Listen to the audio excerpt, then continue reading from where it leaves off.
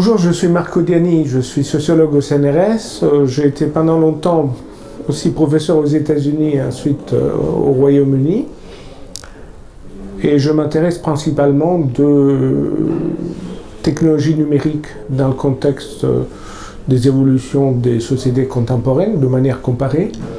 Et en particulier, je m'occupe de la mobilisation des réseaux sociaux dans l'appropriation des technologies numériques. Mon parcours est un peu complexe, à savoir que j'ai un double type de formation. J'ai fait à la fois de la psychologie expérimentale et cognitive pour m'approprier, si vous voulez, de tout ce qui était la compréhension des phénomènes, y compris physiologiques, de notre comportement. J'ai fait des études assez avancées d'ergonomie cognitive, qui est donc une chose assez scientifique. J'ai fait au CNAM, je l'ai fait au MIT. Et en même temps, j'ai fait des études beaucoup plus théoriques en philosophie de la politique et en sociologie de la politique. Et mon travail résulte un peu de la connexion, du croisement de ces disciplines. D'une connexion et d'un croisement que je n'entends jamais unifier. Je pense que l'intérêt de la chose, c'est qu'il y ait une dialectique, voire une tension, voire parfois même une controverse constante dans le développement de mes travaux.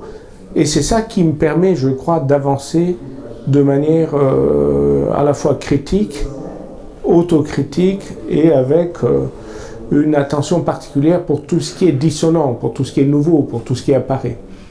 Une partie importante, évidemment, de mon travail est foncièrement basée sur ce que j'appelle les enquêtes de terrain, c'est-à-dire j'essaie toujours de maintenir un double pas, une double démarche, qui est celle de réfléchir, mais toujours de réfléchir à partir de choses que je vais voir, toucher avec la main. Et souvent, cette manière d'aller sur le terrain, de faire de la field research, me sert à déconstruire, à défaire mes propres idées. Donc la défaite de la pensée, parfois, est la bonne démarche scientifique que j'apprécie. Et je pense que cela est particulièrement vrai dans le cas de ce qui nous fascine toujours comme étant une nouvelle porteuse d'espoir, qui sont les technologies numériques, les technologies digitales, le nouveau monde qui naît de la dématérialisation des processus de pensée et plus en général de notre mise en relation dans la société. Vous savez, les constats ne sont pas simples. Je pense que contrairement à ce qu'on peut généralement croire, nous ne sommes qu'au début de l'ère du numérique et nous ne sommes qu'au début d'une approche véritable de la complexité des problèmes que nous allons rencontrer. Si vous regardez bien, pour aller très vite, les débats que nous avons aujourd'hui sont des débats qui ont déjà été fixés par les inventeurs de la cybernétique au début des années 50. Il n'y a vraiment pas énormément de choses nouvelles sous le soleil depuis. Donc il a fallu, en quelque sorte, entre 50 et 60 ans pour qu'on enlève les scories du débat fondateur et qu'on arrive à voir un peu les véritables mutations, les véritables ruptures que le digital, le numérique, l'immatériel. Vous voyez, on a déjà du mal à trouver des définitions et à délimiter le champ nous apporte. Je pense donc que même si les temps et les recherches vont s'accélérer, que nous allons rentrer dans une phase nouvelle. Nouvelle tout simplement parce qu'elle est inattendue. On ne sait pas encore vers quoi on va aller, dans lequel on va pouvoir commencer véritablement à mesurer les changements presque anthropologiques que la société numérique, que la culture numérique et digitale introduisent dans nos têtes individuellement, collectivement et du point de vue de la société. Vous avez un exemple? Oh, plein. plein d'exemples.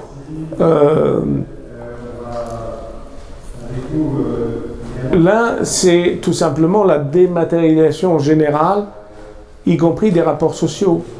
On est passé en l'espace d'une vingtaine d'années du face-à-face au fax-to-fax. Et ensuite, maintenant, on est dans quelque chose qui est écran ou tablette par tablette.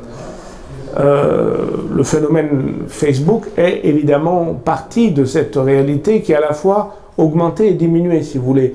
Mais il ne s'agit pas juste de rester avec des concepts du siècle dernier. Nous sommes dans une nouvelle configuration. Et ça me paraît une première chose. Donc cette partie de dématérialisation me paraît très importante. La même chose vaut pour tout ce qui est livre, support, processus de pensée, de transmission, etc. Une deuxième chose très importante me paraît être celle de la légitimité de tout ce qui passe à travers les technologies digitales. Avant, ce qui existait matériellement était d'une certaine manière légitimé par le fait même de passer à travers certains canaux. On ne publiait pas un livre comme ça, on n'était pas édité chez un grand éditeur de cette manière, on n'obtenait pas une tribune automatiquement, et ainsi de suite. Dans le monde numérique, dans le monde dominé par les phénomènes qui sont Amazon, Apple, Google et Facebook, tout cela est bouleversé. Et donc, la légitimité et les hiérarchies sont en train de se rétablir selon des critères dont nous ne connaissons pas ni la boîte à outils, ni tout à fait bien le code génétique. Troisième point qui me paraît, je disais la légitimité, le troisième point qui me paraît, le troisième exemple, c'est celui de la notion d'accumulation. La notion d'accumulation était dans une époque précédente, dans une époque matérialiste et matérialisée, basée sur des limites à l'accumulation. Or, la promesse actuelle du numérique et la promesse à venir du numérique est une accumulation absolument inarrêtable et non délimitable de l'accumulation non seulement du savoir, mais des données, des data. Donc les open data, les big data, tout ça sont des nouvelles réalités que nous ne connaissions pas il n'y a même pas 20 ans. À vrai dire, il n'y a même pas 10 ans. Et donc, là, nous avons un problème de hiérarchie, de théâtre mental, de représentation mentale. Cela sont à la fois, comme je vous dis, des promesses, mais ce sont aussi des dilemmes, c'est-à-dire sont aussi des points focaux, véritablement centraux de notre réflexion, à la fois scientifique, de nos pratiques, de la recherche, de l'administration publique, dans l'enseignement, dans la culture, qui ne nous obligent pas à choisir entre passé, présent ou futur, mais qui nous obligent à adapter notre intelligence de la problématique à la réalité actuelle, qui est une réalité pour laquelle nous n'avons pas tout à fait encore mis au point les bonnes lunettes.